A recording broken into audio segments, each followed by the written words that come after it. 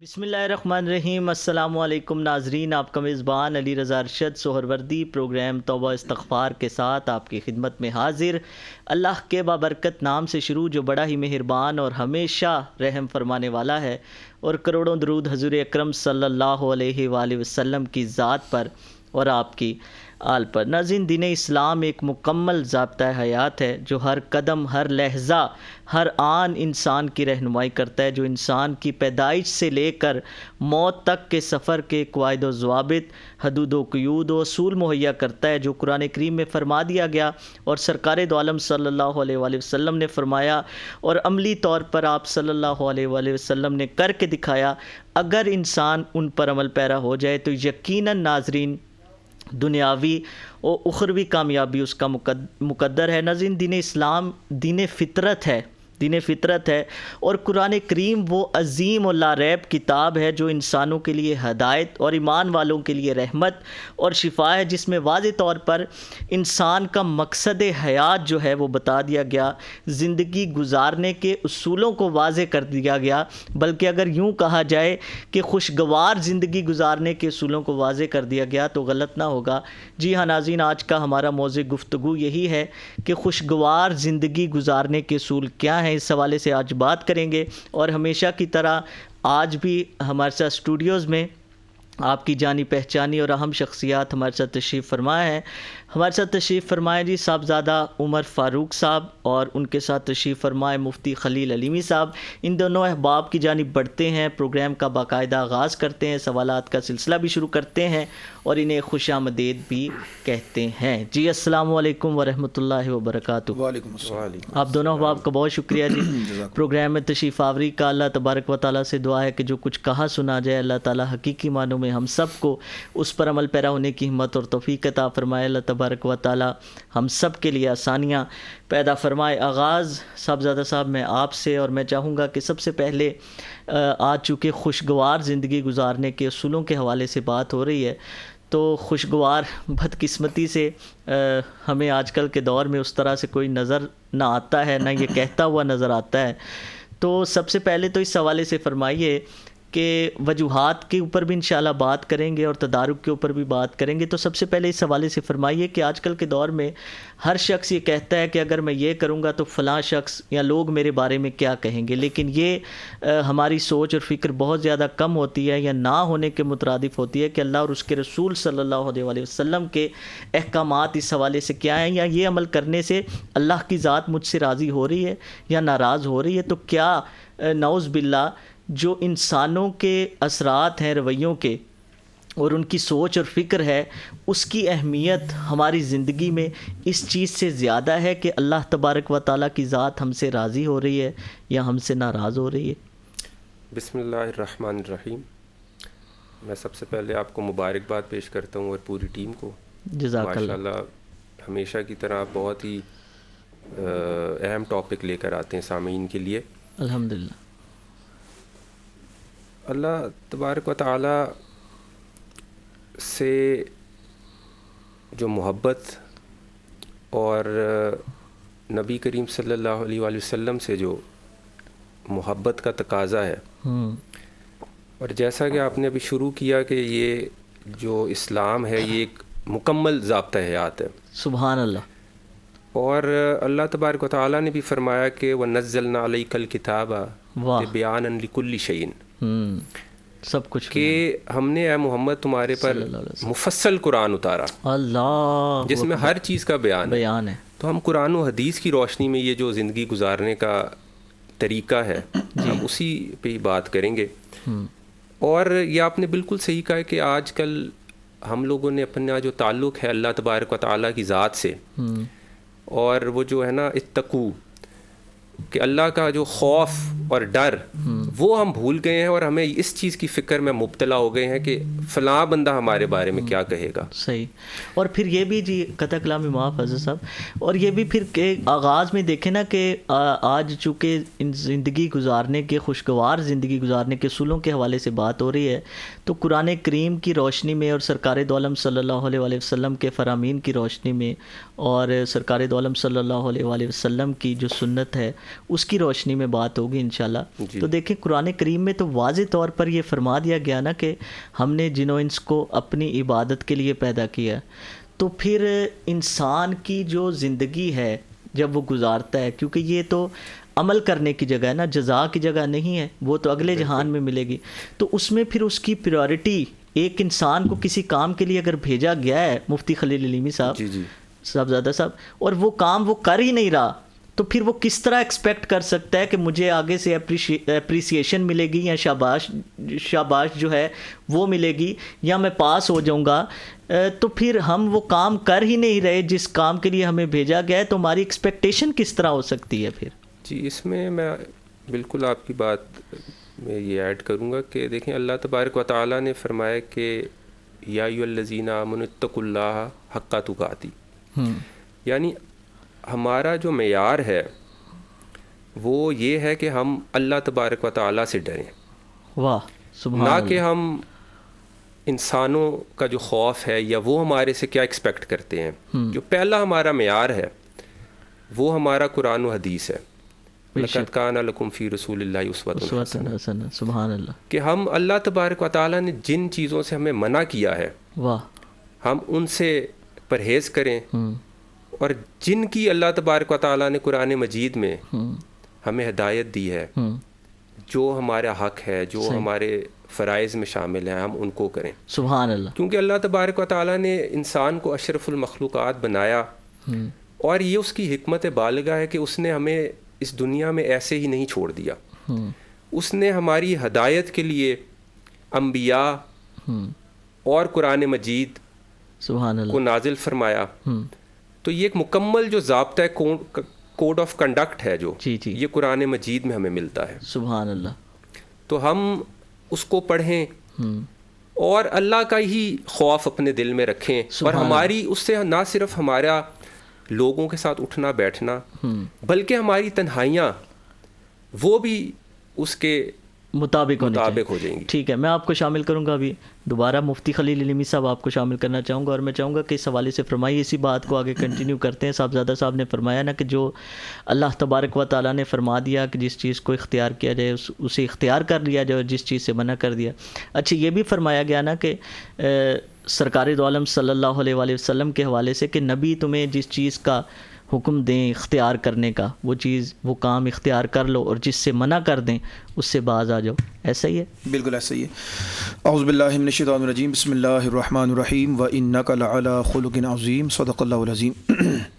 وقال نبینا علیہ الصلاۃ والسلام بعثت لأتمم مکارم الاخلاق.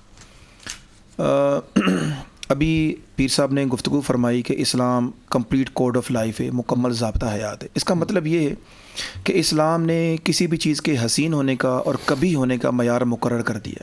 واہ. یعنی کہ اب دنیا میں ہم اپنے ذہن سے یا کوئی ہم دنیا کی کوئی کسی سائنٹسٹ کی یا کسی مفکر کی لکھی ہوئی انسانی تھیوری کی بنیاد پر ہم حسین اور کبھی ہونے کا فیصلہ نہیں کریں گے. ہمارے نزدیک حسین وہ چیز ہے جو اللہ نے جس کو حسین کہا ہے. قرآن میں ظاہر ہے وہ مکمل ضابطہ ہے، اس میں حسین چیزوں کو بیان کر دیا گیا اور کبھی چیزوں کو بیان کر دیا گیا. اب میرا اور آپ کا جو کام ہے کہ جو اللہ کی حسین چیزیں ہیں ان کو اڈاپٹ کر لیا جائے اور اپنے کردار کو جو ہے وہ حسین بنا لیا جائے. سبحان اللہ. اور جو اللہ تعالیٰ نے جن چیزوں کو کبھی فرما دیا ہے ان چیزوں سے اپنا دامن بچا لیا جائے اور ہم جنت کے مستحق بن جائیں گے اگر ہم ایسا کرنے میں کامیاب ہوتے ہیں. آپ نے فرمایا کہ ہم اس جدوجہد میں شامل ہی نہیں ہیں. جو اللہ تعالیٰ کی حسین بنائی ہوئی چیزیں ہیں ان کو تو ہم پسند ہی نہیں کرتے. اللہ نے فرمایا کہ یہ حسین ہے، ہم اس حسین کو پسند ہی نہیں کرتے. ہم نے اپنے حسین کی جو ڈیفینیشن بنائی ہوئی ہے، جس کام کے لیے بھیجا گیا، میں نے عرض کیا تھا کہ وہ کام ہی ہم نہیں کر رہے ہیں. تو ظاہر ہے کہ ہم جس چیز کو اچھا سمجھ رہے ہیں تو وہ اچھا تو دنیا کی نظروں میں یا کسی دنیاوی مفکر کی نظروں میں، کسی انسان کی نظروں میں وہ چیز اچھی ہے، لیکن فی الحقیقت وہ اچھی وہی جو اللہ نے بنائی ہوئی ہے. تو لہٰذا مجھے اور آپ کو جو کوشش کرنی چاہیے اور اپنی زندگی کو سنوارنے کے لیے، خوشگوار بنانے کے لیے، وہ بنیادی طور پر یہ بات ہے کہ اسلام کو مکمل ضابطہ حیات کنسیڈر کرتے ہوئے، مانتے ہوئے، اسلام کی بتائی ہوئی جو احسن اور اچھی چیزیں ہیں ان کو اڈاپٹ کیا جائے. نبی پاک صلی اللہ تعالیٰ علیہ وسلم کو اللہ نے وہ حکم فرمایا جو آپ نے ابھی بیان فرمایا کہ اللہ سبحانہ و تعالیٰ نے ارشاد فرمایا کہ جو یہ نبی تمہیں بتاتا ہے نا اس کو آپ اڈاپٹ کرو, اس کو اختیار کرو. کیوں کہ یہ وہی حکم فرمائیں گے جو کہ میں نے حسین کر دیا ہے, اور تمہیں کہیں گے تم اسے اپنے کردار کو وہ تو اپنی مرضی سے بولتے بھی نہیں ہیں, وہ تو جو بھی بولتے ہیں اللہ تبارک و تعالیٰ کی مرضی سے بولتے ہیں, تو جو وہ فرمائیں گے ظاہر ہے کہ وہ اللہ تبارک و تعالیٰ کی رضا اور خوشنودی جو ہے وہ اس میں شامل ہوگی. میں چاہوں گا کہ مفتی صاحب مزید اس حوالے سے فرمائیے کہ اللہ تبارک و تعالیٰ نے قرآن کریم میں فرمایا کہ دنیاوی اور اخروی کامیابی اگر چاہتے ہو, کامیاب زندگی گزارنا چاہتے ہو, خوشگوار زندگی گزارنا چاہتے ہو, اور یہ چاہتے ہو کہ تمہارا ٹھکانہ آخرت میں بھی اچھا ہو, تو دو چیزیں ہونا ضروری ہیں. ایک تو ایمان انسان کے اندر ہونا چاہیے, اور دوسرا عمل صالح جو ہے, نیک اعمال. تو مطلب پھر وہی بات آ جاتی ہے جو میں نے آغاز میں عرض کیا کہ جب ہم ان چیزوں کو اڈاپٹ ہی نہیں کر رہے, دیکھیں نا کہ نیک اعمال ہیں, ایمان ہے, آج ہمارے اندر اس چیز کی کتنی قلت آپ دیکھتے ہیں, اور اس کی وجوہات کیا ہیں کہ جو ایمان بھی ہم سے چلا گیا اور نیک اعمال بھی ہم سے چلے گئے, اور صرف امید رہ گئی کہ کریں کچھ نہ, اور ملتا ہمیں دنیا میں بھی اپنی مرضی کا جائے اور آخرت کا ٹھکانہ بھی ہماری مرضی کا ہو. آپ نے بجا فرمایا. دیکھیے عمل صالح جو ہے, ایمان لانے کے بعد عمل صالح کی بڑی اہمیت ہے, اور عمل صالح میں جیسے مثال کے طور پر نماز ہے. جب ہم اللہ سبحانہ و تعالیٰ کی بارگاہ میں سجدہ ریز ہوتے ہیں, 5 وقت کی نماز پڑھتے ہیں اور اللہ سبحانہ و تعالیٰ کے سامنے جھکتے ہیں, ہم روزہ رکھتے ہیں, تو نماز ایک نیک عمل ہے, اس کی اپنی خیر و برکت ہے ہماری زندگی میں. اس کے خوشگوار اثرات ہیں ہماری مینٹیلٹی کے اوپر, ہمارے ایکشن کے اوپر, ہمارے نظام زندگی پر نماز کے اثرات ہیں. نماز ایک عبادت فار دا سیک آف عبادت نہیں ہے, یہ worship for the sake of worship نہیں ہے. اس کا سوشل میننگز بھی بہت زیادہ ہیں, اس کے سماجی اثرات ہیں, اس کے معاشرتی اثرات ہیں, اس کے انفرادی اثرات ہیں, اس کے اجتماعی اثرات ہیں. تو نیک عمل جو آپ نے کہا عمل صالح کا ہونا بڑا ضروری ہے ایمان لانے کے بعد. تو عمل صالح کو اس نیت سے عمل صالح پر عمل کرنا کہ یہ اللہ سبحانہ و تعالیٰ کا حکم ہے, اس کے انفرادی فائدے بھی ہیں, اور جب ہم یہ عمل صالح کو اڈاپٹ کریں گے, رمضان میں روزہ رکھیں گے, نماز کو ادا کریں گے, قرآن کی تلاوت کریں گے, تو انشاءاللہ تعالی ہماری سماجی, معاشرتی, اکنامک جو ہماری لائف ہے, اس کے سارے جو اسپیکٹس ہیں لائف کے, یہ انشاءاللہ خوشگوار ہو جائیں گے. ماشاءاللہ, بہت خوب. صاحبزادہ صاحب آپ چونکہ ایک خانقاہ سے بھی منسلک ہیں, تو میں چاہوں گا کہ اس حوالے سے فرمائیے. ابھی حضرت صاحب نے نماز کے حوالے سے بات کی, ہماری بدقسمتی وہ ایک سجدہ جسے تو بہت گراں سمجھتا ہے, 1000 سجدوں سے دیتا ہے آدمی کو نجات. تو آپ کے ہاں بھی بہت سارے لوگ کسی مشکل پریشانی میں, کسی ٹینشن میں آتے ہیں, تو اگر ان کو نماز پڑھنے کے لیے عمومی طور پر جو دیکھا گیا نماز, تو وہ کہتے ہیں نہیں جی پیر صاحب کوئی اور ہمیں وظیفہ بتا دیا جائے, کوئی اور عمل بتا دیا جائے. انہیں مطلب ہم لوگ یہ جانتے ہی نہیں ہیں کہ خوشگوار زندگی گزارنے کے طالب تو ہم ہیں, لیکن اس کی جو پہلی جو شرط ہے وہ تو ایک مومن, ایک مسلمان کی نماز ہے, اس سے ہم بھاگتے ہیں, پھر ہم خواہش کرتے ہیں خوشگوار زندگی کی, پرسکون زندگی کی. کیا صاحبزادہ صاحب یہ ممکن ہے؟ بالکل, آپ نے بالکل صحیح فرمایا کہ دیکھیں تمام جو عبادات ہیں ان کا نہ صرف روحانی فائدہ ہے ہمیں, بلکہ اس کے ذہنی اور جسمانی فوائد بھی. سبحان اللہ, بہت خوب, سبحان اللہ. اللہ تبارک و تعالیٰ کو ہمارے پیسوں سے, ہمارے ظاہری اٹھنے بیٹھنے سے, مال و دولت سے قرض نہیں ہے. بے شک حدیث مبارکہ میں بھی آتا ہے نا, صحیح مسلم شریف کی حدیث ہے کہ پیارے آقا فرماتے ہیں کہ اللہ تعالیٰ کو تمہارا لباس یا تمہاری ظاہری مفہوم بیان کروں سے غرض نہیں ہے. اگر وہ دیکھتا ہے تو تمہارے دلوں کو دیکھتا ہے اور تمہارے اعمال کو دیکھتا ہے. اللہ اکبر, اللہ اکبر. تو اگر ہم اس کی عبادات اور اس کے احکام کو اگر ہم ان کو عملاً نہیں کرتے, تو پھر ایک آیا مبارکہ بھی ہے نا, یتلو علیہم آیاتی ویزکیہم ویعلمہم الکتاب والحکمہ. تو اس میں مفسرین نے بہت توجیحات کی, بہت بحث کی. تو انہوں نے کہا کہ یتلو علیہم آیاتی اور یعلمہم الکتاب والحکمہ, یہ آپ کے علم سے تعلق ہے ان کا, سبحان اللہ, اور یزکیہم کا تعلق آپ کے عمل سے ہے. واہ واہ, دیکھیں جی, یعنی جب آپ عمل کرتے ہیں تو آپ کا گویا تزکیہ بھی ہو رہا ہوتا ہے. سبحان اللہ. دیکھیں مفتی صاحب, ایک فقیر کی, ایک درویش کی, ایک صوفی کی کوالٹی یہ ہوتی ہے کوزے میں دریا کہ دیکھیں کوزے میں, اور دیکھیں کہ موضوع جو ہے وہ ہمارا خوشگوار زندگی گزارنے کے اصول کے حوالے سے دین اسلام کی روشنی میں, اور اس میں بھی دیکھیں تصوف اور صوفیزم کو کیسا خوبصورتی سے فٹ کیا ہے صاحبزادہ صاحب نے, مفتی خلیل علیمی صاحب. بالکل پیر صاحب نے بجا طور پر ارشاد فرمایا اگر کر بھی لیں تو اعمال کا دار و مدار تو نیتوں پر ہے نا. جی جی.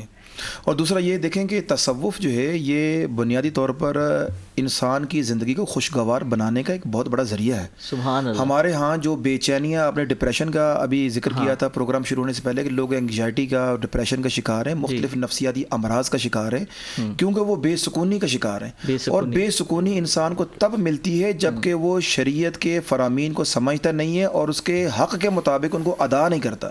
اور جب تک انسان تصوف میں یا نماز کے باطن کو نہیں دیکھتا, جب تک انسان روزے کے باطن کو نہیں دیکھتا, جب تک انسان قرآن کے حروف کے اندر جو انوار و تجلیات ہیں اس کو ملاحظہ نہیں کرتا, تب تک اس کے جسم کے اوپر اس کے خوشگوار اثرات مرتب نہیں ہوتے. اور وہ جو خوشگوار اثرات مرتب تب ہوتے ہیں. تصوف ہمارے لیے کیا خدمت کرتا ہے؟ تصوف ہمیں بیسیکلی اللہ کا جو لفظ ہے, اس لفظ کے آگے جا کے اس کا جو معنی اور مفہوم ہے, جو خدا کی ذات ہے, وہاں تک لے جاتا ہے. سبحان اللہ. تو جب انسان وہاں تک چلا جاتا ہے تو پھر انسان کے جسم کے اوپر اثرات, روحانی اثرات اور سکون اور اطمینان, اور اس کو قلبی سکون میسر آتا ہے. اور یہ مختلف جو روحانی امراض اور جسمانی امراض اور سائیکالوجیکل جو پرابلمز ہیں اس سے بندہ باہر نکلتا ہے. سبحان اللہ. صاحبزادہ صاحب, پھر یہ تو توکل کی کمی ہوئی نا اللہ تبارک و تعالیٰ کی ذات پر. اگر ہم اچھی زندگی گزارنا چاہتے ہیں, پرسکون زندگی, اور آخرت میں بھی ہم چاہتے ہیں کہ ہمارا ٹھکانہ اچھا ہو, ہماری دنیا بھی اچھی ہو, آخرت بھی اچھی ہو, تو پھر یہ جو مختلف طرح کے خوف ہم نے اپنے دلوں کے اندر بٹھائے ہوتے ہیں, اور پھر وہ خوف جو ہیں وہ آہستہ آہستہ کوئی نہ کوئی بیماری بن جاتے ہیں آپ کی, جیسے حضرت صاحب نے بھی فرمایا انزائٹی, ڈپریشن, شوگر جو ہے, اور بہت سارے ہائی بلڈ پریشر, اس طرح کے امراض جو ہیں وہ آج کل ہمیں بہت زیادہ ان کی جو ہے وہ تعداد ہو گئی ہے. تو یہ خوف جو ہے اگر انسان کے اندر سے اس طرح سے نہیں نکلتا تو پھر وہ توکل جو ہے جس کی ڈیمانڈ کی گئی ہے ایک مومن سے, ایک مسلمان سے, پھر وہ تو پوری نہیں ہوئی نا. اور وہ جب وہ پوری نہیں ہوئی تو پھر وہ جو تعلق ہے اللہ کا ایک بندے کے ساتھ, وہ اس طرح سے پھر کنیکشن نہیں ہوتا. بالکل جی. توکل جو ہے نا, جو مسلمانوں کو ایک نعمت ملی ہے, ہاں, وہ توکل ہے. واہ. کیونکہ آپ دیکھیں دنیا بھر میں آج, آپ مغرب میں دیکھ لیں یا اور جو غیر مسلم جو ہیں ممالک ہیں یا جو غیر مسلم لوگ ہیں, آپ دیکھیں بظاہر تو دور سے ہمیں وہ نظر آتا ہے کہ وہاں پر بہت ہی خوشحال ہے اور ہر چیز ہے, لیکن اگر آپ اسٹیٹسٹکلی دیکھیں وہاں پر تو آج وہاں پر انزائٹی بھی بڑھ گئی ہے, آپ کی جو ڈیورس کی ریشو ہے وہ بھی بڑھ گئی ہے, ڈپریشن بھی بہت ہے, فیملی سسٹم کوئی نہیں ہے. تو میں یہ نہیں کہتا کہ ہمارے ہاں یہ جو ہے ہم لوگ پرفیکٹ ہیں یا ہمیں ضرورت نہیں ہے بہتری کی, ہمیں بھی ضرورت ہے, کیونکہ ہم بھی اب انہی کو فالو کر رہے ہیں, ہم بھی ان تعلیمات سے دور ہو گئے ہیں. تو جہاں تک آپ نے بات کی نا کہ ہم اپنے جو اللہ تبارک و تعالیٰ نے ہمیں عطا کیا ہے, جو ہمارے پاس ہے, ہم اس میں خوش نہیں ہوتے. تو سب سے بڑا آج نوجوانوں کا مسئلہ یہ ہے کہ ہم دوسروں کو دیکھتے ہیں, اچھا, اور جو ہمارے پاس نعمتیں موجود ہیں ہم شکر نہیں کرتے. اس پہ میں ایک حدیث صرف یہاں پر آپ کو بیان کروں گا, صحیح مسلم شریف کی حدیث ہے کہ پیارے اپنے سے نعمتوں میں کمتر کو دیکھو, دنیاوی معاملات میں اپنے سے اونچوں کو نہ دیکھو, اپنے سے کمتر کو دیکھو, اس سے تم اللہ تبارک و تعالیٰ کی جو نعمتیں ہیں اس پہ شکر گزار, ان کو کم نہیں سمجھو گے, اللہ, اور شکر گزاری, اور اس پر شکر کرو گے, ہاں, پیدا ہوگی انسان کے. تو آج جو نوجوان ہیں وہ میں سمجھتا ہوں کہ ہم نفسا نفسی اور یہ مال و دولت کی, یہ جو ایک مال و متاع کی جو ریس ہے, ایک یہ جو ریٹ ریس جس کو کہتے ہیں, اس میں لگ گئے ہیں. تو میرا خیال یہ ہے کہ اگر ہم اپنا جو ایک تعلق ہم اللہ تعالیٰ سے ایسے جوڑیں کہ ہمیں اس نے جو عطا کیا, محنت کریں, رزق حلال کمانے کے لیے آپ سعی کریں, آپ اس میں بھاگ دوڑ کریں, لیکن آپ اس بات پر پکا کامل یقین رکھیں کہ جو آپ کی قسمت میں ہے وہ آپ کو ملے گا. سبحان اللہ. اور اللہ پر توکل. سبحان اللہ, ماشاء اللہ جی, بہت خوبصورت. اس میں 2 باتیں میں ایڈ کر دوں, پھر میں چاہوں گا مفتی صاحب آپ فرمائیے گا. فرمایا گیا کہ اپنا توکل جو ہے وہ اللہ تبارک و تعالیٰ کی ذات پر کم از کم انسان کو پرندوں کی طرح تو کر لینا چاہیے کہ وہ خالی پیٹ نکلتے ہیں صبح, لیکن وہ پیٹ بھر کے واپس آتے ہیں. انسان کو اتنا. دوسرا جو نوجوانوں کے حوالے سے بھی حضرت صاحب نے فرمایا, دیکھیں, اور یہ حدیث شریف ایسی ہے کہ انسان اگر اس کے اوپر عمل پیرا ہو جائے تو میں سمجھتا ہوں کہ اور تو اسے سکون حاصل کرنے کی یا خوشگوار زندگی گزارنے کے لیے کسی چیز کی ضرورت ہی نہیں ہے. کہ جب اس نے دیکھنا ہے نعمتوں میں تو پھر دیکھے کیا کہ جس کو اللہ تبارک و تعالیٰ نے یہ نعمتیں نہیں عطا کی, یا اگر جب اس نے دیکھنا ہے بیماری میں یا پریشانی میں تو پھر کس کو دیکھے, اپنے سے زیادہ والوں کو دیکھے. جب وہ دیکھے گا تو آٹومیٹیکلی اس کی پریشانی بھی ختم ہو جائے گی, سکون بھی اس کو میسر آ جائے گا. مفتی خلیل العلمی صاحب, یہ بالکل صحیح بات ہے کہ توکل کی قرآن مجید میں بھی بڑی اہمیت ہے اور احادیث مبارکہ میں بھی اس کو بار بار بیان کیا گیا ہے. بلکہ رسول پاک صلی اللہ تعالیٰ علیہ وسلم نے اپنے ماننے والوں کو, اپنے امتیوں کو توکل کی نعمت اپنانے کا باقاعدہ حکم بھی عطا فرمایا. ایک حدیث کی طرف آپ نے اشارہ فرمایا, اور ایک حدیث کا مفہوم میں عرض کرتا ہوں کہ رسول پاک صلی اللہ تعالیٰ علیہ وسلم نے ارشاد فرمایا, قیامت کے دن آپ علیہ الصلوۃ والسلام کی امت میں سے کچھ ایسے لوگ ہوں گے جن کو بے حساب جنت عطا کر دی جائے گی. اللہ. تو آپ علیہ الصلوۃ والسلام نے بتایا کہ وہ لوگ ہوں گے جو اللہ پر توکل کرنے والے ہوں. واہ واہ واہ, سبحان اللہ. توکل کرنے والے لوگوں کا یہ انعام ہے. کیوں کہ دیکھیں, آپ نے جیسے پیر صاحب نے ابھی عرض کیا, بہت ساری بیماریوں کا اور ہماری زندگی کے اندر جو پریشانی یا ہماری ڈائریکشن خراب ہو گئی, وہ بنیادی طور پر یہ ہے کہ ہم نے جو عمل کرتے ہیں اس عمل کا نتیجے کے حوالے سے ہم اللہ پر توکل نہیں کرتے ہیں. دیکھیں, ایک کوشش کرنی ہے اور ہم نے ایک محنت کرنی ہے, جد و جہد کرنی ہے, لیکن اس جد و جہد نے کامیاب ہونا ہے یا ناکام ہونا ہے ہم نے, وہ ہمیں تو پتہ نہیں ہوتا, لیکن اس حوالے سے ہمیں اللہ پر توکل کرنے کا حکم دیا گیا ہے. کیونکہ اگر آپ ایک عمل کریں, ایک آپ کوشش کریں, اگر آپ کو اس کوشش میں ناکامی ہو جائے تو انسانی فطرت یہ ہے کہ وہ پریشان ہوگا, لیکن اگر وہ اللہ پر توکل کرنے والا ہے تو وہ ہرگز پریشان نہیں ہوگا. توکل سے جی آپ کی بات, اور اگر وہ کامیاب ہو جائے تو وہ اللہ کے شکر گزار بندوں میں شامل ہو جائے گا. دل تو نہیں چاہ رہا میں, لیکن وہ واقعہ ہمیں اگر آپ اجازت دیں تو سرکار دو عالم صلی اللہ علیہ وآلہ وسلم ایک دفعہ جو ایک کافر ہے وہ آپ صلی اللہ علیہ وآلہ وسلم آرام فرما رہے تھے اور تلوار لے کر آ گیا اور کہنے لگا کہ اے محمد صلی اللہ علیہ وآلہ وسلم تمہیں کون بچائے گا مجھ سے. تو آپ صلی اللہ علیہ وآلہ وسلم نے بڑے اطمینان کے ساتھ اور سکون کے ساتھ فرمایا کہ میرا اللہ. اور پھر وہ توکل ہی تھا نا اللہ تبارک و تعالیٰ کی ذات پر, اور ایسا اس کے اوپر لرزہ طاری ہوا, کانپنے لگا ایسے ہی مفتی صاحب, اور تلوار جو ہے وہ اس کے ہاتھ سے گر گئی. تو یہ کتنا بڑا پیغام اور میسیج ہے صبح قیامت تک ایک مسلمان کے لیے, ایک مومن کے لیے, کہ اس طرح کا توکل جو ہے, یقین جو ہے, تیقن جو ہے, وہ ہونا چاہیے اللہ تعالیٰ کی ذات پر. دیکھیں, اللہ سبحانہ و تعالیٰ کی ذات کے ساتھ جو تعلق ہے نا, یہ بغیر توکل کے مکمل ہو ہی نہیں سکتا. جس بندے کا اللہ کی ذات پر بھروسہ نہیں ہے, اعتبار نہیں ہے, اعتماد نہیں ہے, بلکہ دعا کے بارے میں رسول پاک صلی اللہ تعالیٰ علیہ وسلم نے ارشاد فرمایا کہ ان اللہ لا يقبل دعاء من قلب لاہ او کما قال علیہ الصلوۃ والسلام, کہ اللہ سبحانہ و تعالیٰ ایسے انسان کی دعا قبول ہی نہیں فرماتا جو کہ دل سے یقین نہیں رکھتا کہ اللہ میری دعا قبول فرما لے. تو جس بندے کے اندر اللہ کے ساتھ وہ ایک تعلق نہیں, توکل والا, بھروسے والا, اعتبار والا, کہ میرا خالق اور مالک میری بات کو سنتا بھی ہے, میری پریشانی کو دیکھتا بھی ہے, پریشانی کو حل بھی کرتا ہے, جب تک ہمیں ایمان کی یہ کیفیت نصیب نہیں ہوگی تب تک توکل نصیب نہیں ہوگا. اور جب توکل نصیب نہیں ہوگا تو پھر ظاہر ہے کہ انسان اپنے فیصلے خود کرے گا, اپنے نتائج پر خود, اپنے فیصلوں کے نتائج پر خود پریشان ہوگا, ہر چیز کا وہ خود ذمہ دار ہوگا, اور انسان اس قابل نہیں ہے. انسان کو اللہ نے اتنی قوت نہیں دی ہے کہ وہ زندگی میں جو بھی فیصلے کرے اس کے نقصانات خود برداشت کر سکے. اس لیے اللہ سبحانہ و تعالیٰ نے اپنی مخلوق کو خوش رہنے کے لیے, اچھی زندگی گزارنے کے لیے اور ایک کامیاب زندگی گزارنے کے لیے اللہ سبحانہ و تعالیٰ نے بھی اور رسول پاک صلی اللہ تعالیٰ علیہ وسلم نے بھی یہ کلیہ فراہم کر دیا کہ اے میرے بندے, تیرا کام ہے محنت کرنا, جد و جہد کرنا, اور میرا کام ہے اپنی رضا کے مطابق, اپنی شان کے مطابق تجھے عطا کرنا, اور تو نے میری عطا سے کبھی مایوس نہیں ہونا اور مجھ پر کبھی توکل اور بھروسہ توڑنا نہیں. تو محنت کرتا رہے اور میں تجھے نوازتا رہوں گا. جب تک انسان کو یہ کیفیت نصیب نہیں ہوتی تب تو دنیا و آخرت کے معاملات انسان کے حل نہیں ہوتے. سبحان اللہ جی. اور اس حوالے سے میاں صاحب نے بھی کہا تھا نا کہ مالی دا کم پانی لانا پر مشکاں پاوے، مالک دا کم پھل پھول لانا لاوے یا نہ لاوے. تو انسان کو اپنی طرف سے کوئی کمی یا کوتاہی جو ہے وہ نہیں ہونی چاہیے اس کی طرف سے. باقی اللہ تبارک و تعالیٰ کی ذات جو ہے وہ کرم کرنے والی ہے.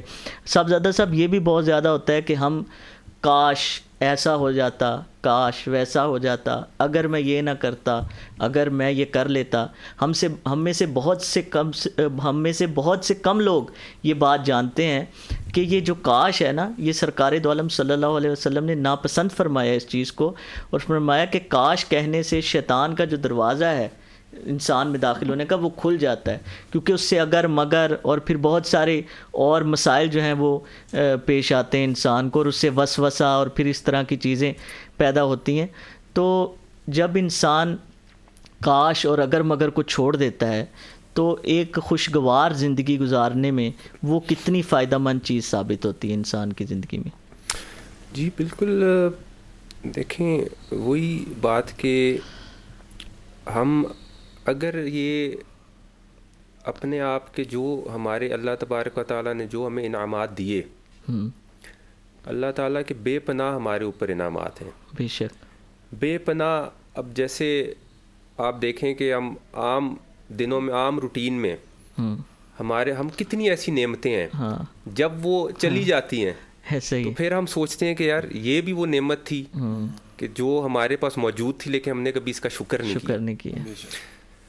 تو میرا خیال یہ ہے کہ سب سے جو اس میں ضروری ہے وہ جیسے قرآن مجید میں بے شمار جگہ پر اللہ تبارک و تعالیٰ نے ذکر کیا ان لوگوں کا کہ جو شکر ادا کرتے ہیں. ہاں سبحان اللہ. احادیث میں بھی ملتا ہے. تو دیکھیں اپنی نعمتوں پر اگر ہم شکر ادا کرنا شروع ہو جائیں گے تو اس میں ہم جو ہمارے پاس ہے ہم اس میں خوش رہیں گے، اور اس سے ہمارا ایک تو اللہ پر توکل ہوگا کہ جتنا اس نے ہمیں دیا ہم اس پہ صبر اور شکر کریں. یہ بھی فرمایا گیا حضرت صاحب قطع کلامی معاف کہ اگر تم شکر کرتے رہو گے تو میں تمہیں اور زیادہ عطا کروں گا. اور ناشکرے جو ہوتے ہیں وہ یہ بھی فرمایا گیا کہ جو نعمت ملی ہوتی ہے وہ بھی چھن جاتی ہے ناشکری کی وجہ سے. جی بالکل آپ کنٹینیو کیجیے. شکر جو ہے اس کا یہی تقاضا ہے کہ جی اب اللہ تعالیٰ نے ہمیں یہ بھی بتا دیا کہ تم نے میرا شکر کیسے کرنا ہے. ہاں اگر اللہ نے ہمیں نعمتوں سے نوازا ہے، اللہ نے قرآن مجید میں سورہ بقرہ میں فرمایا نا کہ متقی وہ ہیں کہ اللہ تبارک و تعالیٰ نے کہا کہ جو میرے دیے ہوئے مال میں سے خرچ کرتے ہیں. اللہ اب یہ بھی شکر ادا کرنے کا ایک طریقہ ہے. اللہ کہ آپ کو جو نعمتیں دی آپ وہ اپنی ذات پر خرچ نہ کریں، آپ اس میں دوسروں کو بھی شامل کریں. واہ واہ واہ. اور اسی طرح نماز یہ بھی شکر ادا کرنے کا طریقہ ہے. صدقات ہیں، جسمانی صدقہ ہے نماز. اسی طرح جتنی بھی عبادات ہیں آپ ان کو خلوص کے ساتھ کریں تو اس کا مطلب ہے کہ آپ اللہ تعالیٰ کا شکر ادا کریں. سبحان اللہ. جی مجھے صرف 2 سے 3 اشعار ایک کلام ہے اس کے شامل کرنے اور پھر مفتی صاحب میں آپ کو شامل کروں گا. علامہ سید محمد ریاض الدین سہروردی رحمۃ اللہ علیہ کا لکھا ہوا ایک کلام ہے، اس کے 2 سے 3 اشعار. عشق احمد چاہیے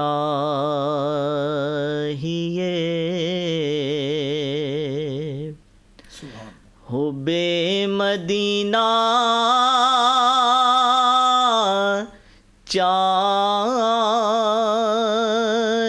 چاہیے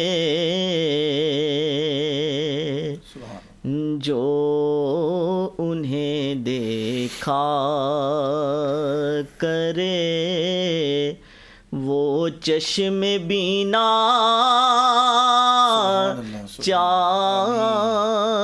چاہیے جو انہیں دیکھا کرے.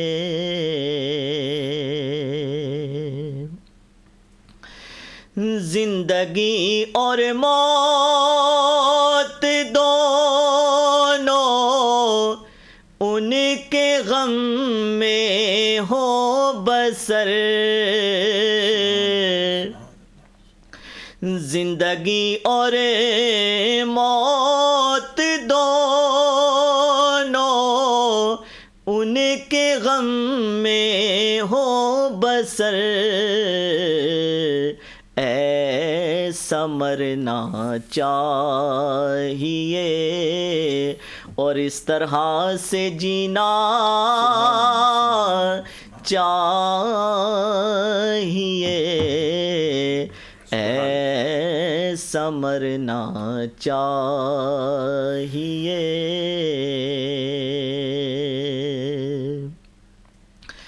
تیری چاہت میری چاہت میں اتنا زاہد فرق ہے، تیری چاہت میری چاہت میں اتنا زاہد فرق ہے، تجھے کو جنت چاہیے مجھ کو مدینہ چاہیے، تجھے کو جنت چاہیے،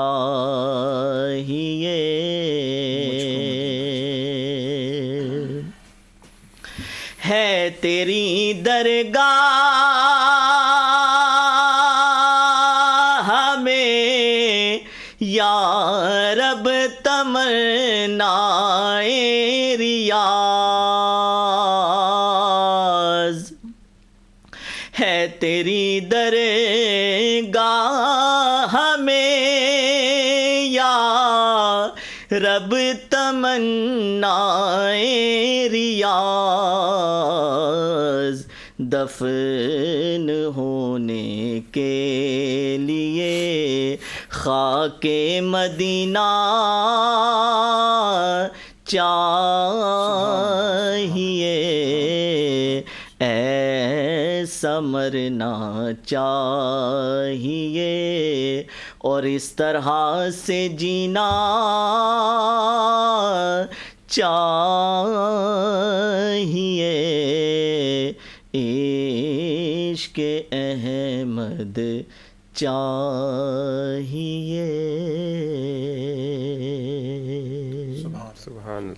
جزاک اللہ جی، آپ کا ذوق سماعت اللہ تبارک و تعالیٰ اس میں مزید برکتیں عطا فرمائے۔ ناظرین، یہاں پہ وقت ہوا ایک مختصر سے وقفے کا، اس یقین کے ساتھ کہ آپ کہیں نہیں جائیں گے، لوٹتے ہیں ایک مختصر سے وقفے کے بعد۔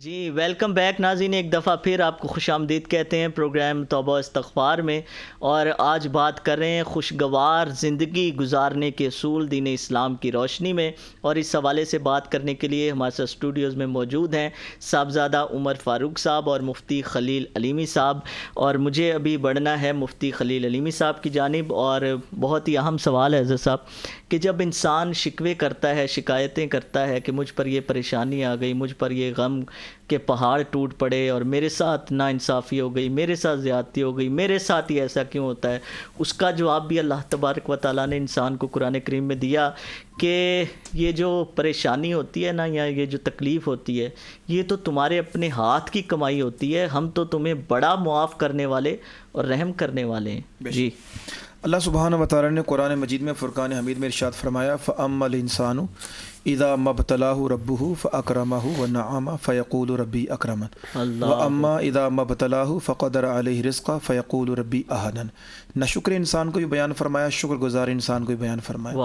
اللہ فرماتا ہے کہ جب بھی میں کسی انسان کو، اپنے بندے کو نعمت عطا فرماتا ہوں تو شکر گزار بولتے ہیں فَيَقُولُ رَبِّي أَكْرَمَنِ کہ اللہ نے میرا اکرام کیا، اور اگر انسان ناشکرا ہو تو وہ اگر اس کے اوپر کوئی آزمائش آ جائے، اللہ سبحانہ و تعالیٰ کی طرف سے کوئی ٹیسٹ آ جائے تو وہ شکوہ کرنے لگ جاتا ہے، اور وہ کہتا ہے فیقول ربی اہنن کہ میری تو اس میں توہین ہو گئی، اور میں جناب میرے ساتھ ایسا کیوں ہو گیا، میں تو بڑا عالی نسب ہوں اور میں تو بڑا پڑھا لکھا ہوں اور میری اندر تو یہ کوالٹیز ہیں، تو پھر میرے ساتھ ایسا کیوں ہو گیا، تو وہ یعنی کہ ایک طرح سے شکوہ کرتا ہے، شکایت کرتا ہے، اور اس کے رویے کو اللہ سبحانہ و تعالیٰ نے پسند نہیں فرمایا، بلکہ ہمیں یہ کہا گیا ہے کہ جب بھی کوئی مشکل اور پریشانی آ جائے، کوئی چیز ایسی اپنے مزاج کے خلاف بھی زندگی میں آ جائے تو ہمیں صبر کرنے کا حکم ہے، اور صبر کرنے والوں کا اللہ سبحانہ و تعالیٰ نے قرآن مجید میں فرقان حمید میں بڑا اجر بیان فرمایا ہے.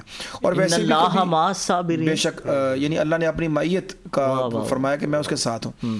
دوسری بات یہ ہے کہ قرآن شریف میں صرف مصیبت کو جہاں پر بیان فرمایا گیا، ساتھ میں یہ بھی بیان فرمایا کہ میرے بندے اگر کوئی تکلیف آ بھی جائے تو یہ عارضی ہوتی ہے، کیونکہ تیرا خالق اور مالک تو اس سے محبت کرتا ہے، تو اس سے پیار کرتا ہے. اور ظاہر ہے کہ اللہ سبحانہ و تعالیٰ کی اپنی حکمتیں، کبھی اپنے اعمال کے نتیجہ کے طور پر بھی عذاب کی صورت میں بھی کوئی پریشانی میں ہم گرفتار ہو سکتے ہیں، اور کبھی کبھی اللہ سبحانہ و تعالیٰ کے پسندیدہ ہونے کی وجہ سے اللہ سبحانہ و تعالیٰ ہمیں کسی ٹیسٹ پر ڈال سکتا ہے. تو دونوں صورتوں میں اللہ سبحانہ و تعالیٰ کا یہ فرمان ہے ان مع العسر یسرا، کہ جو مشکل آتی ہے تو ساتھ آسانی بھی آتی ہے. اور جب ایک حدیث میں رسول پاک صلی اللہ تعالیٰ علیہ وسلم نے یہ بھی فرمایا ہے کہ بعض میرے اللہ کے بندے ایسے ہیں جو کہ نوافل کے ذریعے، سجدہ کے ذریعے، عبادات کے ذریعے، نیک اعمال کے ذریعے اللہ ان کے درجات کو بلند فرماتا ہے. اور بعض رسول پاک صلی اللہ تعالیٰ علیہ وسلم نے فرمایا ایسے بندے ہیں کہ جن کے درجات اللہ سبحانہ و تعالیٰ اگر ان کے پاس نیک اعمال کم ہوں تو ان کو آزمائش میں، کسی آزمائش میں مبتلا فرماتا ہے، اور آزمائش کے ذریعے سے اللہ ان کے درجات کو بلند فرما دیتا ہے. سبحان اللہ. تو دونوں صورتوں میں اللہ کی آزمائشوں کو نعمت کے طور پر لینا چاہیے اور اس پر صبر کرنا چاہیے، اور صبر کے ذریعے سے پھر اللہ تعالیٰ دنیا و آخرت میں درجات کو فرمایا گیا نا. اللہ تبارک و تعالیٰ نے فرمایا کہ نماز کے ساتھ اور صبر سے میری مدد حاصل کرو، بے شک ان اللہ مع الصابرین، اللہ صبر کرنے والوں کے ساتھ ہے. صاحب زادہ صاحب، ایک بات جو عمومی طور پر سنتے رہتے ہیں، خوبصورت قول ہے، کافی لمبا ہے وہ، لیکن میں مختصر عرض کر دوں. وہ جو سنا ہوگا آپ نے بھی کہ ایک تیری چاہت ہے، ایک میری چاہت ہے، ہوگا تو وہی جو میری چاہت ہے. تو انسان اگر اس چیز کو سمجھ لے کہ ہوگا تو وہی جو اس کی چاہت ہے، تو پھر یہ tension, depression, anxiety, blood pressure, اضطراب اور یہ جو سارے معاملات انسان کو درپیش ہیں، ان سے چھٹکارا ہو سکتا ہے، کیونکہ اس کی رضا میں راضی ہونا خوشی سے بھی ہونا ہی ہے. اور اگر انسان جو ہے وہ کہے کہ نہیں یہ کیوں ہو گیا، پھر بھی ہوگا تو وہی جو اس کی چاہت ہے. بالکل جی. جو دیکھیں اللہ تبارک و تعالیٰ نے جو اس کی حکمت ہے، جو مصلحت ہے، اس میں ہم اگر کچھ کرنا بھی چاہیں کر نہیں سکتے، تو دعا کے علاوہ ہم اللہ اس کے آگے ہاتھ پھیلانے کے علاوہ ہم کچھ نہیں کر سکتے.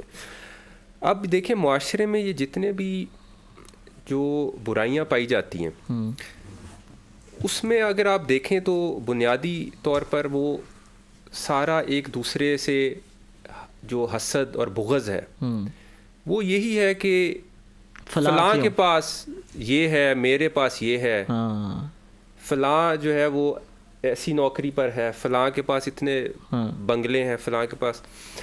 تو یہ اب ساری چیزیں ہیں جو کہ ہمیں چاہیے، جو جیسا آپ نے یہ بھی آج موضوع رکھا، پروگرام کیا، علماء کو چاہیے کہ اس میں جو آنے والی نسل ہے، جو نوجوان ہیں، ان کو آگاہی دیں.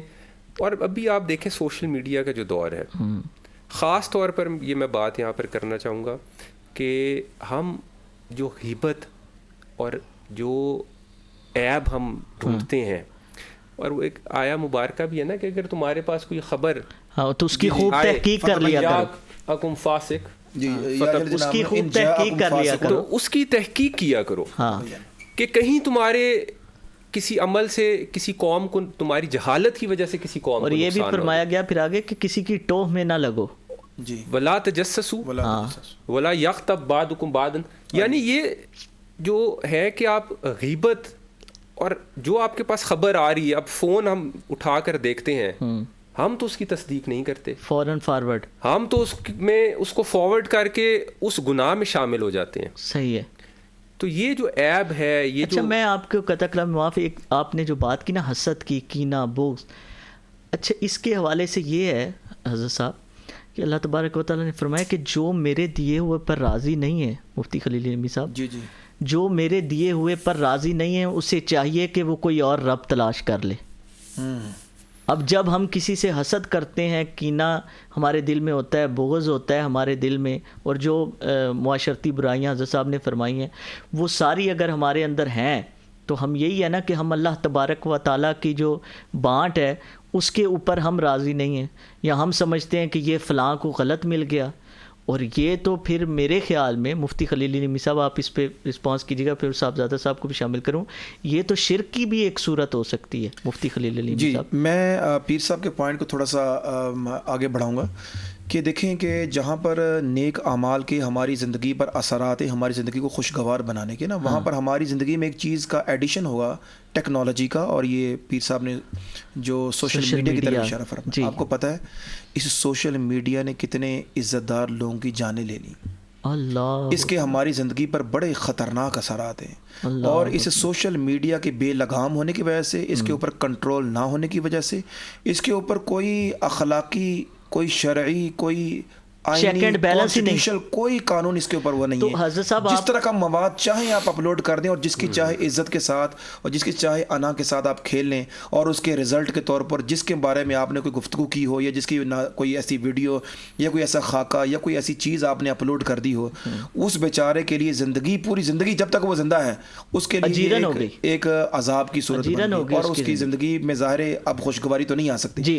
کافی سارے ہمارے ملک میں بھی اور پوری دنیا کے اندر بھی میڈیا کے اندر اس طرح کی کسی عزت دار آدمی کے حوالے سے کچھ طرح کی چیزیں اپلوڈ ہوئی ہیں، اور کئی سارے لوگ اپنی جان سے بےچارے چلے گئے۔ جی صاحبزادہ صاحب۔ بالکل جی، مفتی صاحب نے جیسے فرمایا کہ جیسے غیبت کی بات انہوں نے کی، اب غیبت پر ایک حدیث ہے، محمد مصطفیٰ صلی اللہ علیہ وآلہ وسلم نے اپنے اصحاب سے پوچھا کہ کیا تم غیبت کے بارے میں جانتے ہو؟ اللہ اکبر۔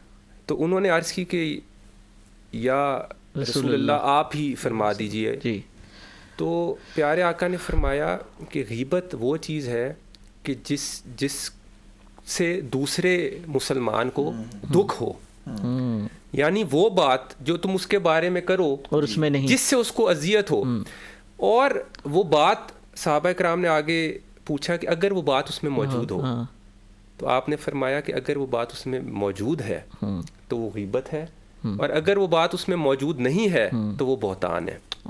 یعنی دونوں صورتوں میں اگر وہ بات اس میں ہے یا نہیں ہے، آپ کو چاہیے کہ آپ اس پر پردہ ڈالیں، اور حدیث مبارکہ میں بھی آتا ہے نا کہ من ستر مسلمن، من ستر مسلم سترہ اللہ یوم القیامہ، یعنی کہ جس نے اپنے مسلمان بھائی کی پردہ پوشی کی، اللہ تبارک و تعالیٰ اس کی قیامت کے روز پر سبحان اللہ۔ مفتی خلیل نعیمی صاحب متلاشی تو ہیں، میں بار بار اس چیز کو مینشن پتہ ہے اس لیے کر رہا ہوں کہ لوگوں کو پتہ چل جائے کہ آج کا موضوع یہ ہے، اور خوشگوار زندگی گزارنے کے اصول ہمارا موضوع ہے، اور اس میں پھر ضروری جو چیزیں ہیں جو ہمیں اڈاپٹ کرنی چاہیے وہ کیا ہیں، بار بار اس لیے میں یہ عرض کر رہا ہوں۔ دیکھیں کہ ہم متلاشی تو ہیں اچھی زندگی گزارنے کے، لیکن ہم جب کسی دوسرے کو سکون نہیں دیتے، کسی دوسرے کے لیے آسانی پیدا نہیں کرتے، آسانیاں تقسیم نہیں کرتے، ہماری کوشش یہی ہوتی ہے کہ ہم بس کسی کی کوئی بری خبر ملے اس کو آگے لوگوں تک پہنچائیں، کسی کا کوئی عیب ہو اس کو بیان کریں، کسی کی کوئی گھر ٹوٹ رہا ہے تو اس میں ہم بڑھ چڑھ کر حصہ لیں۔ جب یہ ساری چیزیں ہوں گی تو معاشرے میں یا انسان کے گھر میں خوشگوار ماحول، خوشگوار زندگی وہ ایکسپیکٹ کر سکتا ہے، امید کر سکتا ہے اس کی؟ دیکھیں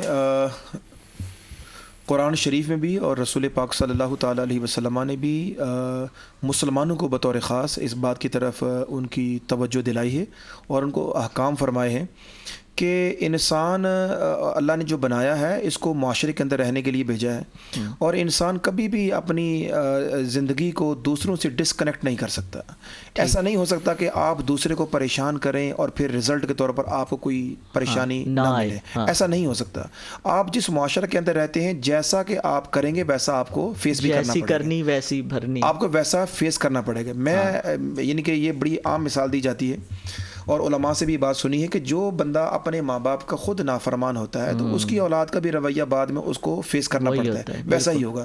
تو یہ مکافاتی عمل ہے دنیا، لہٰذا اگر ہم چاہتے ہیں کہ ہم ایک پرسکون زندگی گزاریں تو ہمیں دوسروں کی زندگی کو پرسکون بنانا ہوگا اور ہمیں اس کے اندر مددگار بننا ہوگا، اور دوسروں اور پھر مخلوق خدا کی خدمت، یہ بہت بڑا اس کا اجر ہے۔ رسول پاک صلی اللہ تعالیٰ علیہ وسلم نے حضرت ابو ہریرہ رضی اللہ تعالیٰ عنہ روایت فرماتے ہیں، آپ علیہ الصلوۃ والسلام نے ارشاد فرمایا کہ تم اس وقت تک کامل مومن نہیں ہو سکتے جب تک کہ تم آپس میں ایمان والے ایک دوسرے سے محبت نہیں کرتے. اللہ اور تم اس وقت تک آپس اچھا پھر اللہ کے رسول صلی اللہ تعالیٰ علیہ وسلم نے اپنا انداز بدلا.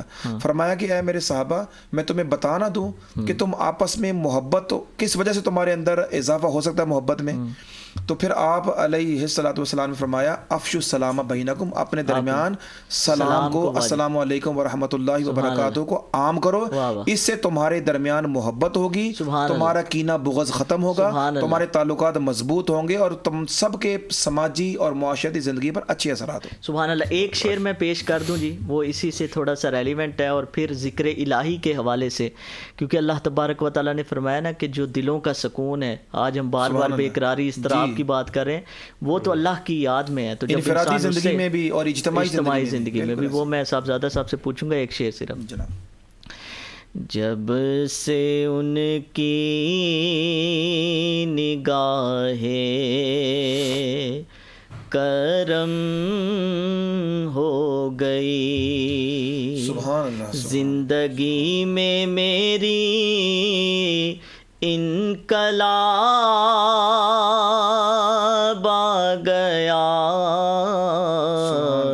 چھٹ گئے غم کے بادل لبوں پہ میرے، جب بھی اس میری سالت ماں آ گیا، چھٹ گئے غم کے بادل لبوں پہ میرے. اور یہ میسج بھی آج کے پروگرام کا، مشکلیں حل ہوئی آفتیں ٹل گئیں، مضطرب دل کو تسکین کا سامان ملا. سبحان اللہ، ماشاء اللہ. مشکلیں حل ہوئی آفتیں ٹل گئیں، مضطرب دل کو تسکین کا سامان ملا. میں نے گھبرا کے ان کو پکارا ہی تھا، سامنے میرے رحمت کا باب آ گیا، جب سے ان کی نگاہ کرم ہو گئی. جزاک اللہ. جی صاحبزادہ صاحب، ذکر الہی. جی دیکھیں، اللہ پاک فرماتا ہے الا بذکر اللہ تطمئن القلوب. بے شک کہ آپ کے جو اطمینان قلب ہے وہ اللہ کے ذکر میں ہے. سبحان اللہ. اور اللہ تبارک و تعالیٰ فرماتا ہے ایک دوسری جگہ پر کہ اللہ کا ذکر کرو تبتل اختیار کر کے. واہ واہ واہ. یعنی تبتل کا مطلب ہے کہ اپنے آپ کو آپ الگ کر کے اللہ تبارک و تعالیٰ کو یاد کریں. گوشہ نشینی، کنیکشن. سبحان اللہ. گوشہ نشینی دیکھیں، گوشہ نشینی آج کل کیونکہ آپ کے اور بھی بہت سے حقوق ہیں، لیکن اگر کچھ ٹائم آپ نکال سکتے ہیں تو آپ ضرور دن میں نکالیں. تو اس سے جو آپ کو ذہنی سکون ملے گا، اطمینان ملے گا، آپ کا اللہ تبارک و تعالیٰ سے وہ کنیکشن ہوگا، اور آپ کہیں بیٹھ کر گھر میں کسی کوئی ایسی جگہ جہاں پر وہ آپ مختص کریں، اور آپ کو جو بھی ذکر اذکار ہیں صحیح جو آپ کو آتے ہیں، آپ قرآن مجید کی تلاوت کر سکتے ہیں، آپ نوافل ادا کر سکتے ہیں. صحیح ہے. تو اس سے آپ کو جتنی بھی ایک ذہنی دباؤ ہوگا، جو فرسٹریشن ہے، تو اس سے آپ تھوڑی دیر کے لیے ذرا اپنا جو مائنڈ ہے وہ تھوڑا سا ریلیکس ہو جائے، دوسری طرف ڈائیورٹ ہو جائے گا. ٹھیک ہے. مفتی خلیل علیمی صاحب بالکل شارٹ اس حوالے سے مختصر فرمائیے گا، دعا کا کردار خوشگوار زندگی گزارنے کے لیے. دعا جی ہمارے اللہ سبحانہ و تعالیٰ کے رسول صلی اللہ تعالیٰ علیہ وسلم نے ارشاد فرمایا دعا عبادت کا مغز ہے، مومن کا ہتھیار ہے. جی مومن کا ہتھیار ہے کہ ہم جو بھی نیک کام کریں اور اس کے بعد ہمیں اللہ سے دعا مانگنی چاہیے. اور دعا مانگنے کا مطلب یہ ہے کہ ہم اللہ سبحانہ و تعالیٰ کو اپنے ہر مصیبت اور پریشانی کا سولوشن سمجھتے ہیں. صحیح. اور اللہ سبحانہ و تعالیٰ کو اپنی زندگی کا ہم سمجھتے ہیں کہ ہمارا خالق اور مالک ہی ہماری زندگی میں جو آسانیاں اور خوشگواریاں اور خیر و برکتیں وہی عطا کرنے والا ہے. تو لہٰذا ہر معاملے پر ہر قدم پر ہمیں اللہ کو یاد رکھنا چاہیے اور قدم قدم پر اسی سے مانگنا چاہیے، اسی سے رحمت طلب کرنی چاہیے، اور اللہ سبحانہ و تعالیٰ اپنے مانگنے والوں کو ضرور عطا فرمائے. سبحان اللہ. جی بہت شکریہ آپ دونوں احباب کا پروگرام میں تشریف آوری کا. دل تو چاہ رہا تھا کہ آپ احباب سے مزید گفتگو، آپ دونوں احباب نے بہت خوبصورت انداز سے بیان کیا. جی اللہ تبارک و تعالیٰ سے دعا ہے کہ جو کچھ کہا سنا گیا اللہ تبارک و تعالیٰ حقیقی معنوں میں ہم سب کو اس پر عمل پیرا ہونے کی ہمت اور توفیق عطا فرمائے. اللہ تعالیٰ آپ کی زندگی میں آسانیاں پیدا کرے، آسانیاں تقسیم کرنے کی توفیق عطا فرمائے. توبہ استغفار کرتے رہیے، یہ دعا بھی ہے، شفا بھی. انشاءاللہ آپ سے ملاقات ہوگی نیکسٹ پروگرام میں نئے مہمان اور موضوع کے ساتھ. تب تک اپنا اور اپنے حلقہ احباب میں عزیز و اقارب کا بہت سا خیال رکھیے گا، اور علی رضا ارشد سہروردی کو دیجیے اجازت. اللہ نگہبان.